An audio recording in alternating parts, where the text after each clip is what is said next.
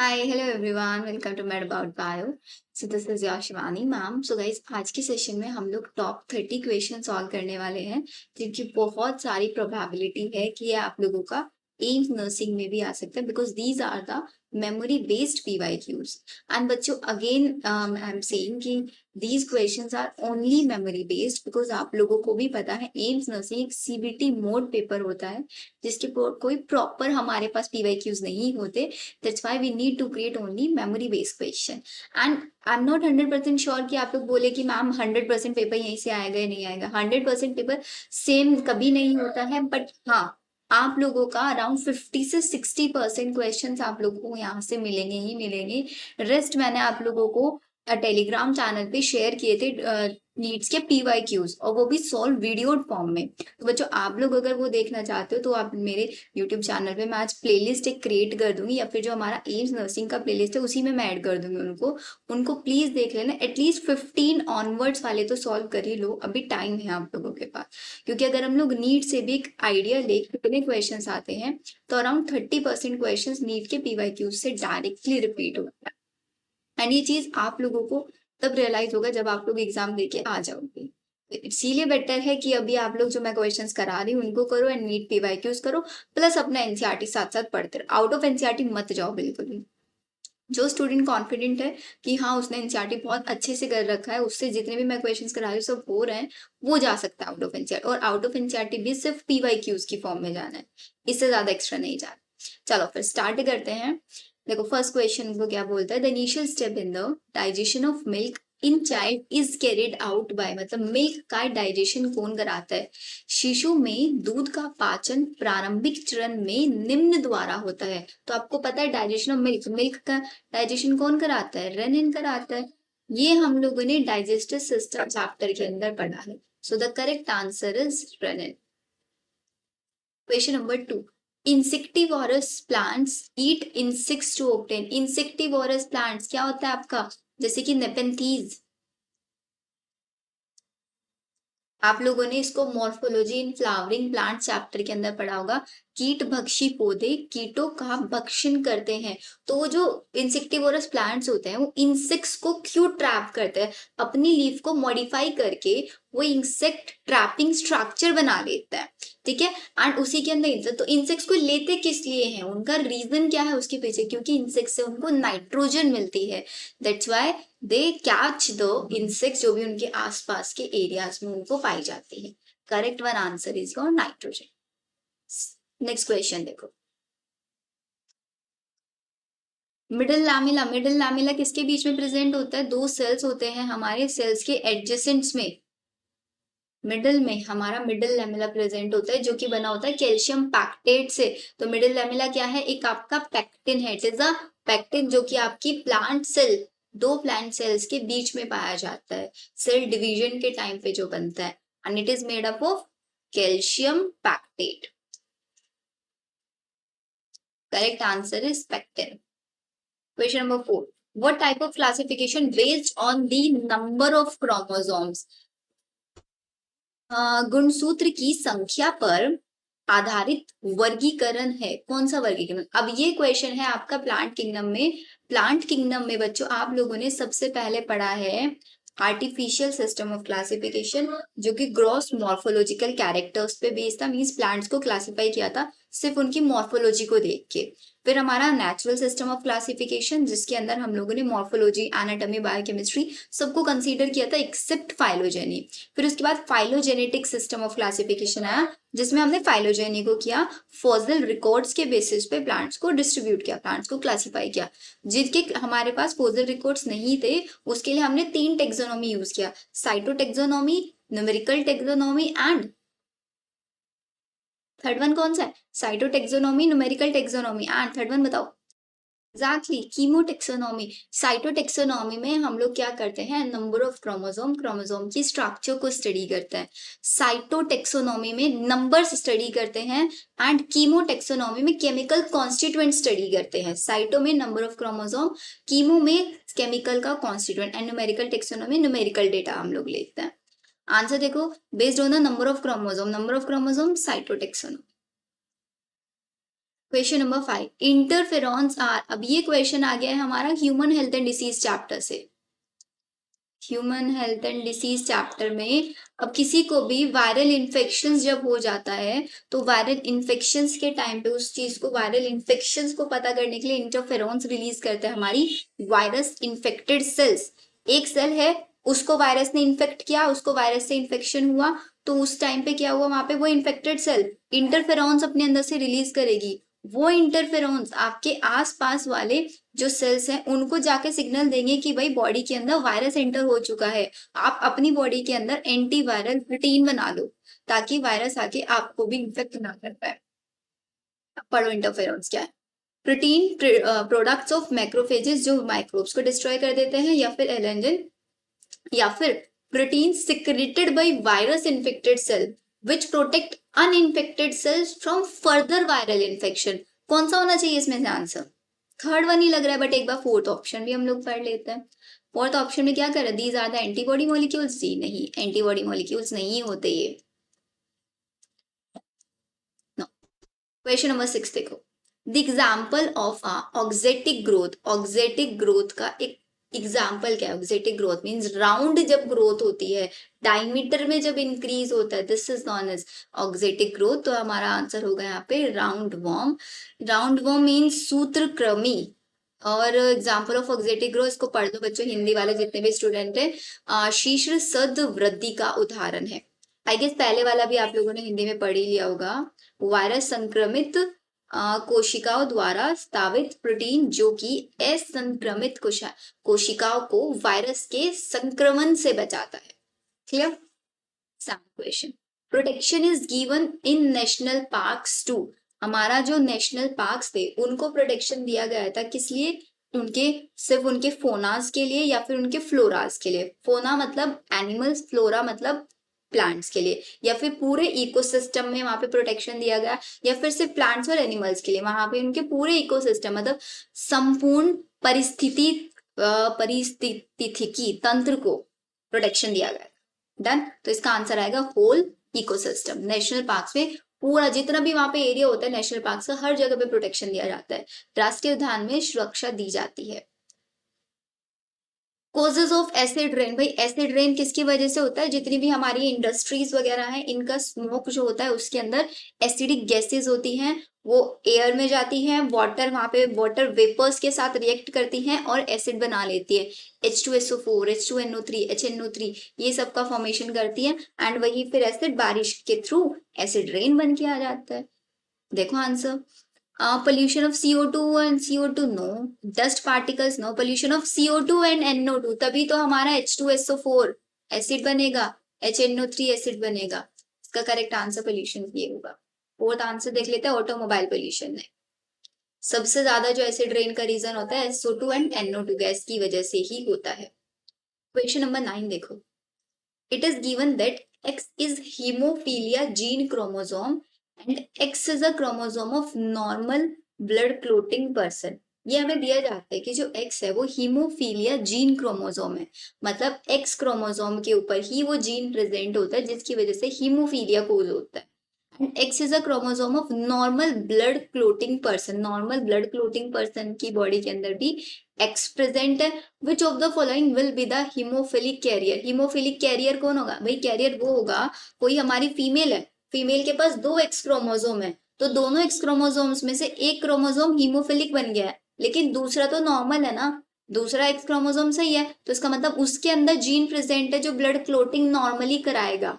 Haemophilia disease वो disease होती है जिसमें ब्लड क्लोटिंग फैक्टर्स वर्क नहीं करता है। आपको एक छोटा सा भी कट इंटेंस ब्लीडिंग करा सकता है, ब्लड क्लोटिंग नहीं हो पाती है प्रॉपरली। तो एक एक्स क्रोमोसोम अफेक्टेड है, दूसरा सही है, तो इस केस में हम इसको बोलेंगे हीमोफिलिक कैरियर। तो कैरियर के केस में क्या होता है, एक्स वाई में भी हीमोफीलिया बनेगा पूरा, ये नॉर्मल एक्स वाई है, ये यहाँ पे पूरा अफेक्टेड है क्योंकि दोनों एक्स क्रोमोसोम अफेक्टेड दिए हैं, ये हमारा यहाँ पे कैरियर होगा। एक एक्स क्रोमोसोम नॉर्मल और एक affected. Hepatitis B vaccine used today. Hepatitis B vaccine किससे बनाई जाती है? ईस्ट से बनाई जाती है, एंड एक सेकेंड जनरेशन वैक्सीन है। डायरेक्ट ये भी human health and disease chapter में पढ़ाया हुआ मैंने आप लोगों को। This is the second generation vaccine. Next, what is serum? Serum क्या होता है बच्चों? What is serum? Serum is the plasma of blood, या फिर हमने प्लाज्मा के अंदर से सारे फाइब्रिनोजेंस को हटा दिया वो होगा, या फिर आपका प्लाज्मा जिसके अंदर कैल्शियम प्रेजेंट नहीं है, या नन ऑफ दिस। ऑब्वियसली हमने जब भी अगर हम प्लाज्मा के अंदर से ब्लड क्लोटिंग फैक्टर्स को रिमूव कर दे तो जो मेरा बच जाता है that's known as serum. Serum is the plasma without blood clotting factor, so answer with plasma without fibrinogen. Question number 12, a vertebra having cortex anterior and posterior side is, ऐसी वर्टिब्रा जिसके पास कॉर्टेक्स एंटीरियर मतलब उसका जो anterior और posterior side है वो cortex in nature है। हिंदी में पढ़ के देखो क्या कहता है ये,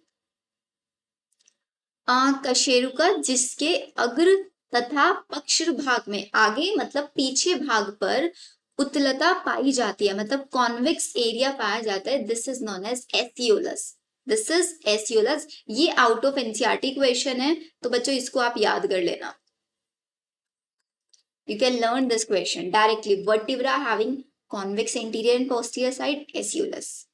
Yes, aciolus भी इसको हम बोल देते हैं। Question number 13. At which of the following place the Indian rhinoceros is treated as most important conservative wild animal? निम्न में से किस स्थान पर भारतीय गैंडा सर्वाधिक महत्वपूर्ण वन जंतु है? कहाँ पे पाया जाता है rhinoceros, Indian rhinoceros? Kaziranga national park में। अब ये क्वेश्चन भी हमारा कौन से पार्ट से क्वेश्चन बन रहा है? हमारा बायोडाइवर्सिटी एंड कंजर्वेशन चैप्टर से question, biodiversity and its conservation chapter से। The correct answer is Kaziranga national park. Question number 14, genetically modified foods है हमारे पास used in the developing country to get rid of night blindness solution. भाई night blindness किसकी वजह से होती है? नाइट ब्लाइंडनेस होती है हमारे पास विटामिन ए की डेफिशिएंसी की वजह से, विटामिन ए डेफिशिएंसी। और हम लोगों ने बायोटेक्नोलॉजी के अंदर पढ़ा है एक चीज कि भाई बायोटेक्नोलॉजी के अंदर हम लोगों ने गोल्डन राइस बनवाए थे, golden rice to treat the night blindness, because golden rice के अंदर हम लोगों ने बीटा कैरोटीन जीन इंट्रोड्यूस करा दिया था, और वही बीटा कैरोटीन जीन आपके लीवर में जाके विटामिन ई का सिंथेसिस करेगा। तो इट मींस ट्रीट हो जाएगा या नहीं हो जाएगा विटामिन ए की डेफिशिएंसी, नाइट ब्लाइंडनेस? तो किसकी वजह से था ये? Vitamin A. देखो जरा, एंड गोल्डन राइस हमने बनवाया था, फिर golden rice was vitamin A enrich जो थे हमारे। या करेक्ट आंसर इज गोल्डन। अब इस क्वेश्चन से बच्चों एक चीज इंपॉर्टेंट मेरे को ये याद आई है कि आप लोगों का जो बायोटेक्नोलॉजी यूनिट है जो बहुत इंपॉर्टेंट है, बायोटेक्नोलॉजी का फर्स्ट चैप्टर और सेकंड चैप्टर दोनों चैप्टर्स बहुत इंपॉर्टेंट है। दोनों के दोनों चैप्टर्स के लिए मैं आप लोगों के लिए वन शॉट वीडियो शेयर करूंगी आज ही। तो उन दोनों वीडियोस को, ये वीडियो देखने के बाद आप एक बार बायोटेक्नोलॉजी देख लेना, इंटू 2 की स्पीड से चला के देखना, सिर्फ सुनना, नोट्स नहीं बनाना, सिर्फ और सिर्फ सुन लेना, क्योंकि क्वेश्चन वहां से 1 या 2 क्वेश्चन मिलेंगे ही मिलेंगे आप लोगों को बायोटिक्स, ठीक है। And human health and disease, biotech, दोनों चैप्टर्स बहुत इंपॉर्टेंट है। क्वेश्चन नंबर 15 देखो, एटीपी कहाँ बनता है? Who is the powerhouse of the cell? Mitochondria. 16, a chemical substance naming fertilizing is produced by human reproduction chapter से।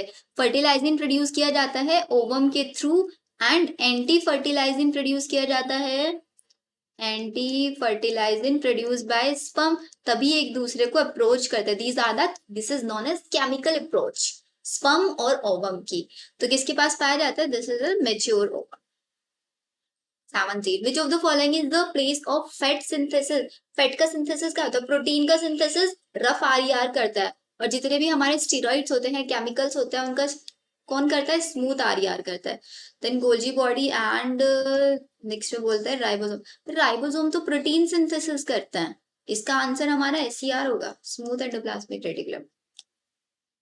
इसका answer change करना बच्चों, the correct answer is smooth endoplasmic reticulum, because ribosome is the protein factory, fat नहीं बनाता है, protein बनाता है। Question number 18, proportion of young individual is the highest in, young individual का प्रोपोर्शन हाईएस्ट किस population के अंदर पाया जाएगा? जो हमारा एक्सपेंडिंग पॉपुलेशन होगा, जिसका जो ग्राफ होगा वो एक्सपेंड हो रहा होगा। सबसे नीचे pre reproductive, then reproductive and then post reproductive, ऐसे हम ग्राफ ड्रॉ करते हैं। तो अगर मेरे पास रिप्रोडक्टिव एज वाले और प्री रिप्रोडक्टिव वाले ज्यादा होता है, इट मीन्स वो मेरी ग्रोइंग पॉपुलेशन है। So the answer is expanding. Stable में इक्वल होता है ऑलमोस्ट अमाउंट। डिक्लाइनिंग में आपका जो ओल्ड वाले एज के होते हैं पोस्ट रिप्रोडक्टिव वो ज्यादा होता है, ये होगा डिक्लाइनिंग।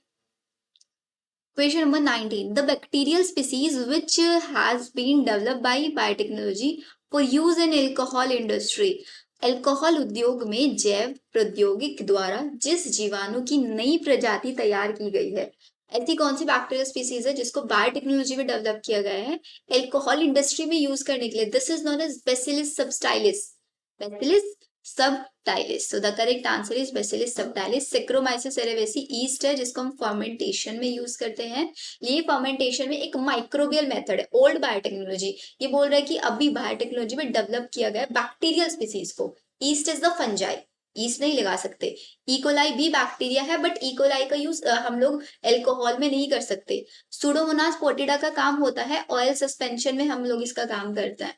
ओशियंस वगैरह के अंदर जो ऑयल होता है उसको डाइजेस्ट कराने में हेल्प करते हैं। Correct answer bacillus सबटाइलिस।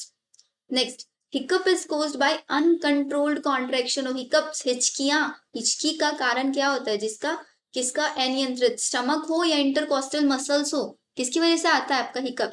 आपके डायफ्राम की वजह से आता है। आपका जो लंग्स होता है, लंग्स के जस्ट नीचे की साइड एक मस्कुलर स्ट्रक्चर प्रेजेंट होती है, मस्कुलर स्ट्रक्चर जो आपके रेस्पिरेटरी सिस्टम को अपवर्ड और इनवर्ड मूवमेंट करने में हेल्प करती है। This is diaphragm. तो डायफ्राम की वजह से ही हिकअप्स होते हैं। करेक्ट वन इज हिकअप्स का डायफ्राम। कैडमियम पॉपुलेशन कोज एनवायरमेंटल इश्यूज से, एनवायरमेंटल इश्यूज चैप्टर से क्वेश्चन है। कैडमियम की वजह से डायरेक्ट हम लोगों को याद रहता है इटाई डिसीज कोज होती है। This is itai disease. 22. The real product of apiculture, strategies वाले चैप्टर से क्वेश्चन है। एपीकल्चर का जो मेन प्रोडक्ट होता है वो क्या होता है? हनी बी भी होता है और वैक्स भी होता है, दोनों चीजें प्रोड्यूस करती है, हनी बी और wax. So the correct answer is honey bee, wax, both of the above. Question number 23. Genetic material of virus, viruses का जेनेटिक मटेरियल आरएनए भी हो सकता है, डीएनए भी हो सकता है, बट दोनों कभी नहीं हो सकते। विषाणुओं का अनुवांशिक पदार्थ होता है। Some DNA and RNA both, only RNA only DNA, या फिर DNA in some virus and only RNA in remaining. This one is correct. DNA in some virus, कुछ के अंदर डीएनए हो सकता है बट मैक्सिमम के अंदर आरएनए पाया जाता है। हमारा जो कोविड था, कोरोना वायरस है, उसका भी तो जेनेटिक मटेरियल आरएनए था, इसीलिए तो उसके इतने सारे सारे वेरिएंट्स आ रहे थे, बिकॉज आरएनए एक अनस्टेबल जेनेटिक मटेरियल है जिसके अंदर बहुत जल्दी म्यूटेशन होता है, नए नए वेरिएंट्स हम लोगों को मिलके आता है। Next question number 24. Who gives the hot dilute soup? Evolution chapter से क्वेश्चन है। हॉट डाइल्यूट सूप मतलब हॉट डाइल्यूट सूप किसको बोला था? एक बड़ा सा ओशियन को बोला था जिसके अंदर आप लोगों के प्रोटीन्स और केमिकल्स वगैरह प्रेजेंट हो गए थे, डिसॉल्व हो गए थे, आके एयर में बन रहे थे एंड पानी बारिश के थ्रू सबके सब ओशियन के अंदर आ गए, जिसकी वजह से हम लोग बोलते हैं जो पहली लाइफ डेवलप हुई थी वो वाटर के अंदर ही डेवलप हुई थी। उसको हमने हॉट डाइल्यूट सूप बोला था। कौन से साइंटिस्ट ने बोला था? हेल्डन साइंटिस्ट ने आपका बोला था। Correct one answer is हेल्डन। 25. The main function of mammalian corpus luteum, corpus luteum का काम क्या होता है? पेरी हॉर्मोन्स रिलीज करना। लास्ट वीडियो में भी मैंने आप लोगों को बताया था। कॉर्पस ल्यूटियम में पेरी में सबसे लार्जेस्ट अमाउंट में पेरी पी प्रोजेस्टेरॉन सिक्रीट करता है ये। Correct answer is progesterone. Progesterone endometrium को मेंटेन करके रखता है और एस्ट्रोजन उसकी थिकनिंग कराता है, उसको और ज्यादा ग्लैंडुलर बनवाता है। Which hormone play an important role in the diurnal rhythm? Chemical coordination and integration chapter से। डायूरल कौन सा हार्मोन होता है? मेलेटोनिन।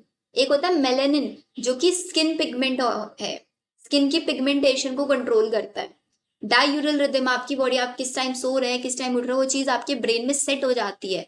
आपकी पूरी बॉडी, आपका पूरा डे 24 आवर्स के रिदम को मेंटेन कौन करके रखता है? मेलेटोनिन। पीनियल ग्लैंड से जो सिक्रीट होता है। Correct answer is melatonin.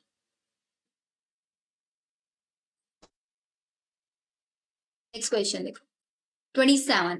Country which is highly responsible for the evolution of greenhouse gas.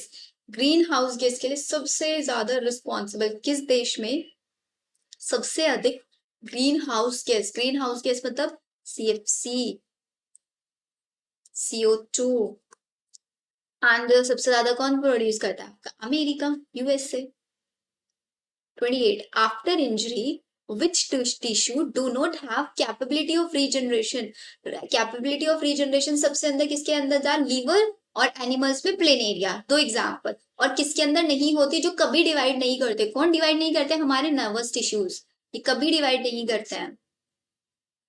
Next, relaxin, PERI, progesterone, estrogen, relaxin and inhibin किससे सिक्रीट होता है? आपके कॉर्पस ल्यूटियम से।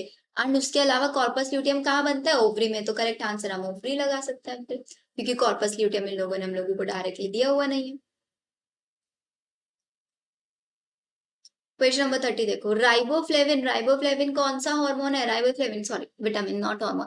राइबोफ्लेविन इज विटामिन B2, याद रख लेना इसको, दिस इज विटामिन B2। तो हो गए हमारे 30 क्वेश्चंस फिनिश। आई होप आप लोगों को एक एक क्वेश्चन समझ में आया होगा। बच्चों किसी भी क्वेश्चन में कोई भी डाउट होता है, please let me know in the chat section. आप लोग कमेंट करके भी मेरे को बता सकते हैं। एंड टेलीग्राम पे कनेक्ट होने का सिर्फ और सिर्फ एक ही तरीका है, आप लोग डायरेक्टली टेलीग्राम पे जाके सर्च कर सकते हैं made about bio by Shivani Agarwal, आपको मेरा चैनल मिल जाएगा। नहीं तो आपको डिस्क्रिप्शन में लिंक प्रोवाइड करा रही हूँ मैं, वहां से मिल जाएगा। सेम ये PDF भी मैं टेलीग्राम पे ही शेयर करूंगी, वहीं से आप लोग उस PDF को देखना। किसी भी क्वेश्चन में डाउट है, फिर से आप लोग एक बार क्वेश्चन रीड करना चाहते हो तो वहां से आप लोग कर सकते। ठीक है, मिलते हैं हम लोग नेक्स्ट वीडियो में। Bye everyone.